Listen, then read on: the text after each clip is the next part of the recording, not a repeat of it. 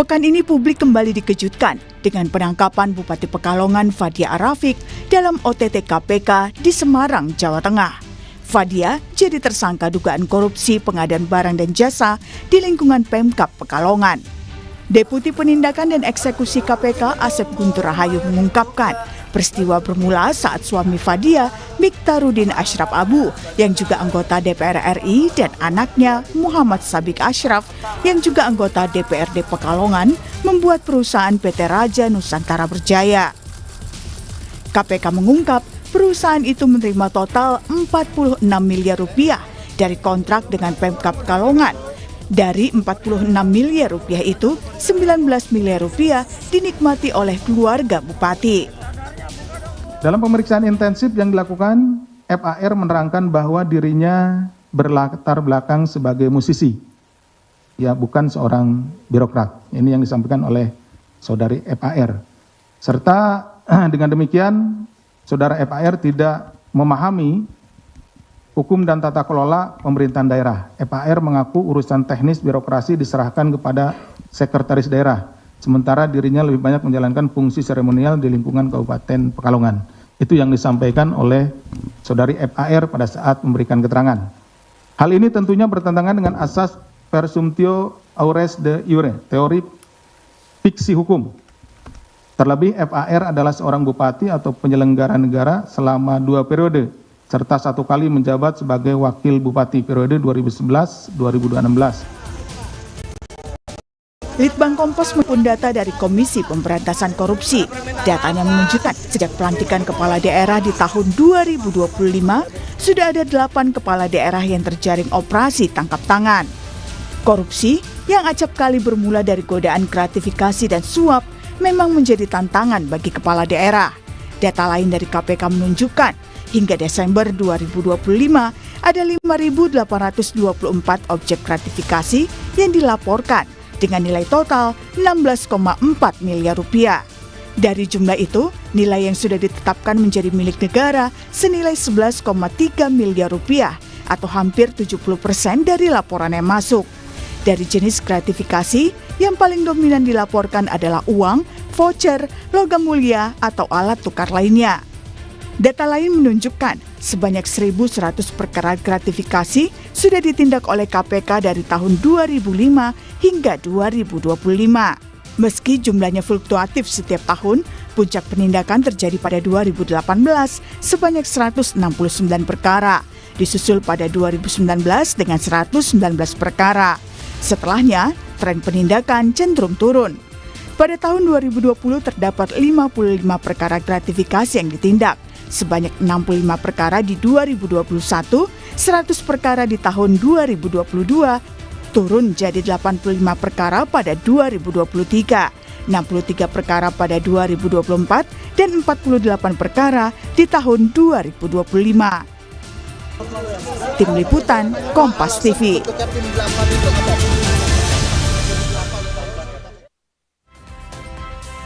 Dan pekan ini saudara, publik kembali dikejutkan dengan penangkapan Bupati Pekalongan Fadia Arafik dalam OTT KPK di Semarang, Jawa Tengah. Dan mirisnya saudara, sejak pelantikan kepala daerah di tahun 2025 sudah ada 8 kepala daerah yang terkena OTT KPK. Litbang Kompas menemukan fakta jika korupsi yang acap kali bermula dari godaan gratifikasi dan suap jadi tantangan bagi kepala daerah.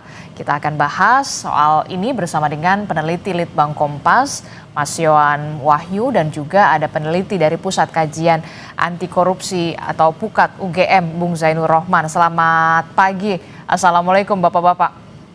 Waalaikumsalam, selamat pagi. Waalaikumsalam warahmatullahi wabarakatuh. Iya, ini kita miris ya, banyak juga yang lapor mendapatkan gratifikasi, yang lapor mendapatkan suap, Mas Yohan. Tapi kemudian ini tidak sebanding juga, ternyata lebih banyak juga yang kemudian kasus korupsi yang menjerat kepala daerah. Kalau kita lihat ini ada trennya ya, gratifikasi suap ini jadi godaan, awal korupsi kepala daerah. Nah, data apa yang kemudian ditemukan oleh Litbang Kompas terkait dengan korelasi itu? Termasuk juga kalau kita sudah melihat ada tren ini pemerintah kabupaten nih, mulai dari Kabupaten Bekasi tadi kan visualnya, Kabupaten Pati, dan yang terakhir ini ada Kabupaten Pekalongan. Gimana nih Mas Yohan? Ya, Adisti, inilah gambaran bagaimana perilaku korupsi tidak mudah dihilangkan ya ketika kekuasaan sudah di tangan ya. Kalau kita lihat sebenarnya kalau kita memasukkan juga apa yang dilakukan Kejaksaan Agung, sebenarnya total ada 9 kepala daerah ya. 8 kepala daerah itu dijerat OTT KPK, 1 kepala daerah, wakil kepala daerah di Bandung itu juga dijerat oleh Kejaksaan. Jadi kalau kita tarik benang merah, memang ada satu penyebab utama. Kalau kita juga merujuk ya kajian Litbang Kompas juga kajian oleh KPK, itu salah satunya adalah karena biaya politik yang terlalu mahal bagi kepala daerah untuk menggapai kekuasaan di kontestasi politik di pilkada. Kalau dari kajian itu rata-rata misalnya kepala daerah tingkat kabupaten kota itu sekitar 50 miliar. Itu lebih lagi kalau kemudian gubernur rata-rata dia 50 sampai 100 miliar.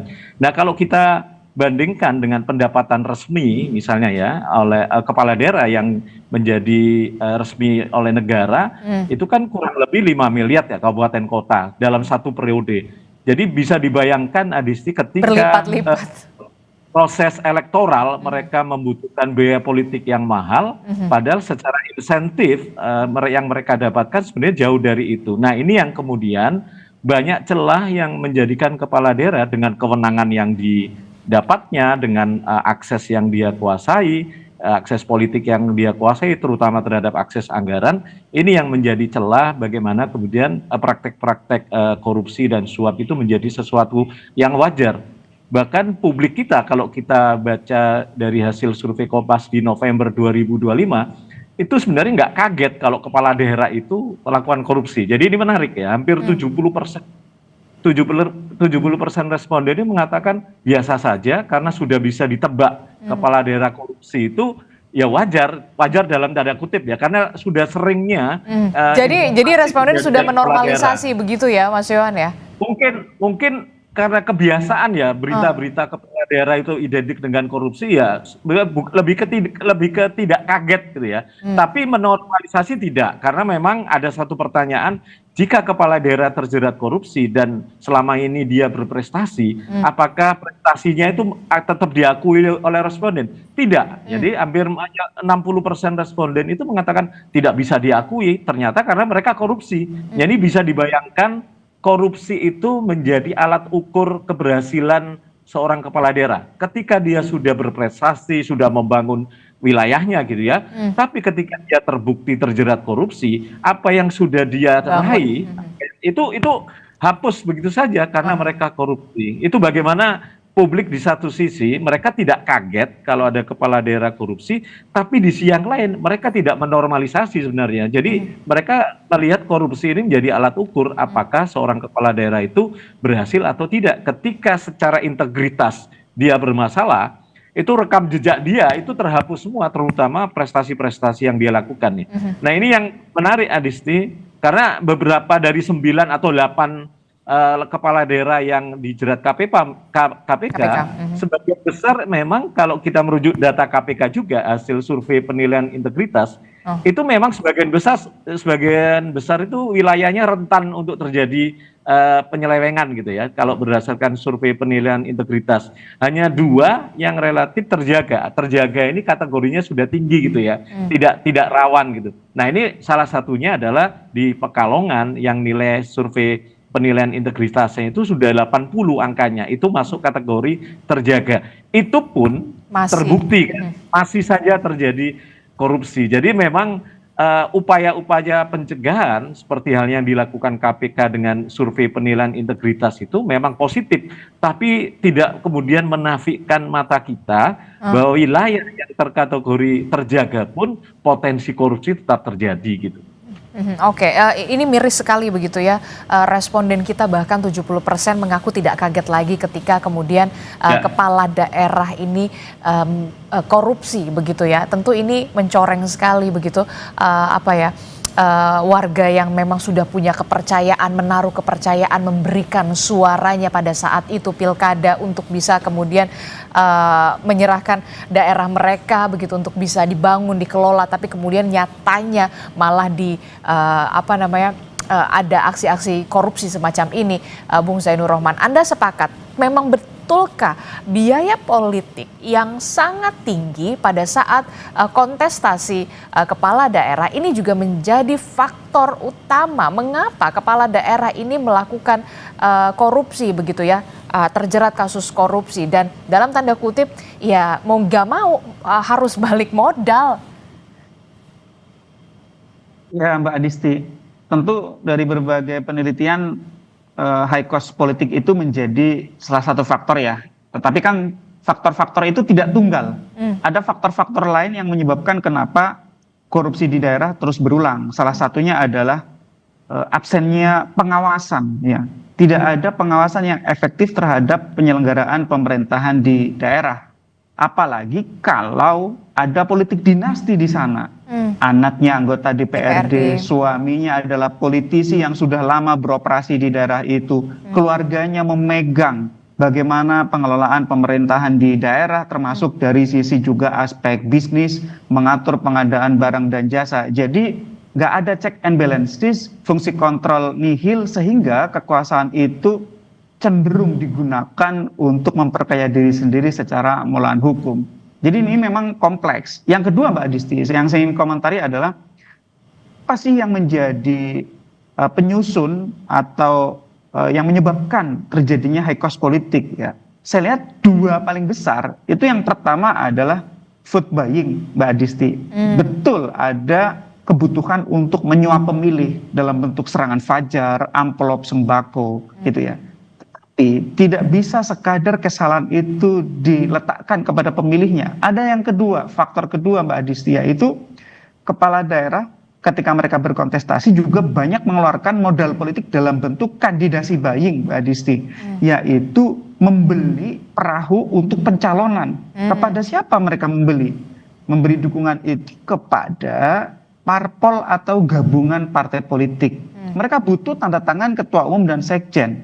Kalau tadi ada data dari Litbang Kompas, saya juga punya sumber data yang mengatakan bahwa vote buying itu memang besar, tetapi kandidasi buying juga tidak kecil. Kandidasi buying membeli parpol itu nilainya juga miliaran rupiah. Sehingga ketika dua pembelian ini bertemu, terjadilah kebutuhan pengeluaran 30-50 miliar untuk menjadi seorang calon kepala daerah terpilih.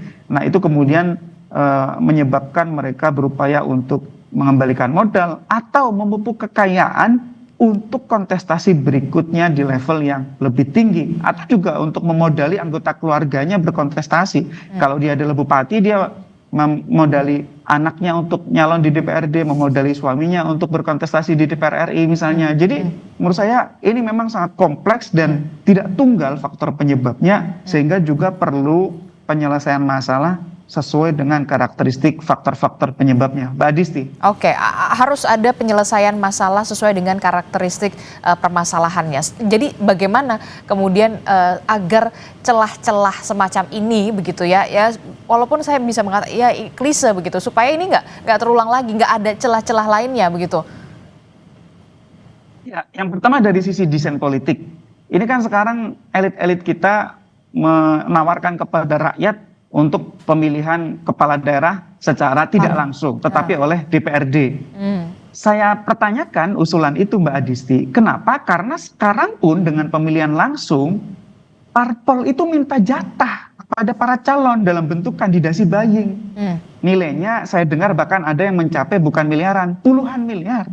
Kalau nanti menjadi pemilihan tidak langsung sepenuhnya oleh DPRD. Saya membayangkan itu nilainya nanti akan bisa naik berkali-kali lipat, Mbak Adisti. Jadi hanya memindahkan dari vote buying menjadi kandidasi buying gitu. Jadi menurut saya yang perlu diselesaikan yang pertama adalah menjawab kandidasi buying itu, menghilangkan, mengurangi. Dengan bagaimana caranya?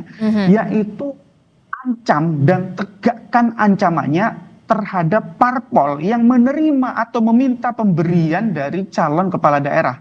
Bentuknya apa? Bagi calon kepala daerah terpilih didiskualifikasi. Bagi parpolnya harus ada sanksi, misalnya tidak dapat mencalonkan kepala daerah di periode berikutnya atau periode yang berjalan gitu. Yang kedua adalah saya pikir selain untuk mencegah mereka jual beli suara, harus ada demokratisasi internal partai politik. Ya, parpol itu harus dibiasakan untuk adanya pemilihan internal, bagaimana mereka mengusulkan kadernya untuk menjadi calon-calon pemimpin, bukan mengambil, mohon maaf nih, misalnya dari artis, tokoh agama, pemodal, pengusaha gitu, tetapi dari kadernya. Artis nggak apa-apa asal dia kader, tokoh agama silakan asal dia kader gitu ya, pengusaha nggak apa-apa asal memang dia adalah kader yang sudah menjalani proses kaderisasi. Sekarang nggak ada seperti itu, Mbak Adisti, semuanya tergantung ketua umum dan sekjen partai. Nah, yang kedua, Mbak Adisti, itu adalah di sektor pemilih. Vote buying, membeli pemilih, itu kan juga menjadi komponen yang besar. Rakyat itu geram terhadap korupsi kepala daerah. Rakyat sangat menolerir ketika ada vote buying, ketika ada serangan fajar, ketika ada amplop. Ini kan kontradiktif. Kalau rakyat menolak korupsi kepala daerah, tolong hukum calon-calon kepala daerah yang membeli suara rakyat. Nah, satu bagian yang menurut saya penting lagi, Mbak Adisti, sedikit lagi tambahan, terkait dengan korupsi di Kalongan ini memang sedikit berbeda dari kebiasaan, Mbak Adisti. Biasanya kan KPK menggunakan pasal 12B huruf besar misalnya terkait penerimaan gratifikasi atau suap. Nah, yang sekarang disidik oleh KPK di Pekalongan ini, KPK menggunakan pasal 12 huruf I kecil terkait dengan konflik kepentingan dalam pengadaan barang dan jasa. Ini, Mbak Adisti, saya lihat meskipun jarang digunakan pasalnya, praktek seperti ini banyak terjadi di daerah, di pusat, di BUMN. Bentuknya adalah pejabat punya perusahaan, baik itu di atas namakan keluarga atau orang lain. Nah, perusahaan itu ambil proyek di tempat dia menjabat, itu pidana. Nah, sebenarnya juga tidak baru-baru amat ya, ketika KPK kemarin menyampaikan, oh kasus Pekalongan ini baru, enggak baru. Yang ini sudah common terjadi ya? Ada kasus dulu sudah diselesaikan oleh KPK juga, Mbak Adisti, Banjarnegara, Bandung Barat, Kota Bima, itu kepala daerahnya menggunakan perusahaan yang sudah atas nama keluarga, atas nama orang lain untuk mengerjakan proyek. Akibatnya apa? Pasti dimenangkan, diistimewakan, tidak ada yang berani menegur, kemudian merugikan keuangan daerah. Sehingga ini memang butuh ya pemahaman kepada para pejabat negara, jangan ikut ambil proyek untuk kepentingan pribadi di tempat dia menjabat. Kalau memang misalnya dia adalah seorang pengusaha, ya silakan perusahaannya ambil proyek di tempat lain. Ya tentu juga tidak boleh dengan menyuap ya. Silakan ikut ambil proyek di perusahaan swasta. Bisa gitu ya. Misalnya perusahaan outsourcing juga bisa menjadi penyedia barang dan jasa di perusahaan swasta. Tapi jangan kalau dia bupati mengambil proyek di tempat dia menjabat. Kalau ambil proyek di tempat dia menjabat, Mbak Adisti, ya semua orang takut untuk tidak meloloskan dia. Pasti diloloskan perusahaan itu. Gak ada yang mau nyenggol ya. Itu sebagai betul, konflik kepentingan dalam pengadaan barang dan jasa, itu pidana, Mbak Adisti. Nah ya, ini juga menarik begitu untuk dibahas. Mas Yohan, kalau kita lihat ada iming-iming soal proyek yang tadi disebutkan oleh Bung Zainur Rohman, perusahaan keluarga yang notabene ini dalam tanda kutip perusahaan keluarga sang kepala daerah begitu. Ada juga iming-iming uang, logam mulia, LM seperti yang kita ketahui, kemudian ada voucher fasilitas mewah yang kemudian kerap ditawarkan kepada kepala daerah. Nah, apakah Litbang Kompas juga menemukan siapa saja yang masuk dalam lingkaran dalam tanda kutip untuk menggoda kepala daerah? Ya, kalau kita lihat banyaknya kasus korupsi yang menjerat kepala daerah, itu pasti inner circle dari kepala daerah itu yang menjadi salah satu sumber terpilih atau terjeratnya seorang kepala daerah ya dari kasus-kasus OTT yang dilakukan KPK gitu ya. Jadi saya sepakat tadi Mas Zainur, hulu dari persoalan ini adalah partai politik. Jadi memang perlu political engineering, misalnya desain regulasi nanti ke depan itu bagaimana memaksa partai politik dalam konteks melakukan rekrutmen politik sekaligus kaderisasi politik. Jadi bayangan saya, misalnya partai itu harus dipaksa untuk kemudian menyiapkan kadernya untuk kontestasi kepala daerah 5 tahun ke depan misalnya. Jadi selama ini, Adisti, tidak ada syarat anggota partai untuk kepala daerah. Ini agak berbanding terbalik dengan caleg. Caleg itu harus ada, caleg itu di undang-undang ada syarat anggota partai, harus menjadi anggota partai. Meskipun tidak diatur durasinya. Misalnya besok pemilu, hari ini Baru saya daftar. katanya dari daftar bisa gitu ya. Itu caleg. Kalau kepala daerah tidak ada aturan. Syarat menjadi anggota partai politik. Nah, ini ke depan mestinya kepala daerah ya anggota partai politik gitu ya. Bayangkan kalau itu ada syarat itu, kemudian ada syarat durasi minimal. Jadi minimal kepala daerah itu adalah calon kepala daerah yang diusung partai adalah kadernya sendiri yang sudah menjadi kader minimal 5 tahun misalnya. Jadi partai itu dipaksa menyiapkan kadernya untuk 5 tahun ke depan. Nah, ini dari sisi hulu ya, rekrutmen. Jadi memaksa partai untuk kemudian ya mau nggak mau harus menyiapkan kader internalnya. Jadi semua partai itu akan berlomba-lomba gitu ya untuk kader partai menyiapkan kadernya untuk kontestasi di pilkada. Yang kedua, kompetensi harus masuk juga di undang-undang ya, nggak sekedar pendidikan ya, rekam jejak misalnya. Dia misalnya menjadi pengurus partai atau pernah jadi kepala daerah di level bawahnya misalnya. Jadi tidak ada alasan misalnya di kasus Pekalongan dia tidak tahu apa-apa yang ngurusin sekretaris daerah, padahal kita tahu rekam jejak dia sebelum jadi bupati dia wakil bupati di Pekalongan. Jadi ini kompetensi menjadi sesuatu yang sesuatu yang dibutuhkan ya, keniscayaan agar publik juga melihat selain dia punya kapasitas politik sebagai kader yang sudah disiapkan oleh partai, dia juga punya kapasitas pengelolaan pemerintahan, ya pengalaman rekam jejak itu. Jadi semakin sempit, semakin detail syarat kepala daerah itu akan semakin menguntungkan buat publik gitu ya, karena publik bisa membanding-bandingkan gitu ya. Selama ini kan tidak, proses rekrutmen tadi Mas Zainur bilang kandidasi buying gitu ya, karena memang proses pembelian tiket itu memang lebih mahal, bahkan mungkin sama mahalnya dengan pembelian suara pemilih gitu ya. Nah ini kan ketika undang-undang memotong ya, lebih mensimplifikasi bahwa harus kader partainya, ya mau nggak mau semakin mengkerucut partai gitu ya, semakin mengkerucut calonnya dari internal. Jadi perintah undang-undang selama ini kan tidak ada. Jadi harus ada perubahan regulasi itu ya untuk bisa kemudian memperketat. Nah, dari sisi pengawasan, saya pikir juga pemilih itu selain punya right to vote, bisa dibayangkan kalau mereka juga punya right to recall. Ya. Jadi hak pemilih untuk menyatakan merecall mandatnya terhadap kepala daerah yang menang di pilkada, misalnya 1 tahun, 2 tahun, ketika melihat kebijakan-kebijakan kepala daerah atau dalam kasus kepala daerah melakukan penyelewengan tidak sesuai aspirasi publik, pemilih bisa melakukan recall. Jadi ini yang sebenarnya hak pemilih juga untuk melakukan recall, tidak hanya sekedar right to vote, hanya memilih, tapi juga dia juga pemilih juga punya kesempatan untuk merecall. Ini untuk mengimbangi posisi legislatif yang mungkin masih tumpul dari sisi pengawasan gitu ya. Saya sepakat tadi memang salah satu faktornya adalah tumpulnya pengawasan terhadap jalannya pemerintahan, terutama yang dilakukan oleh legislatif.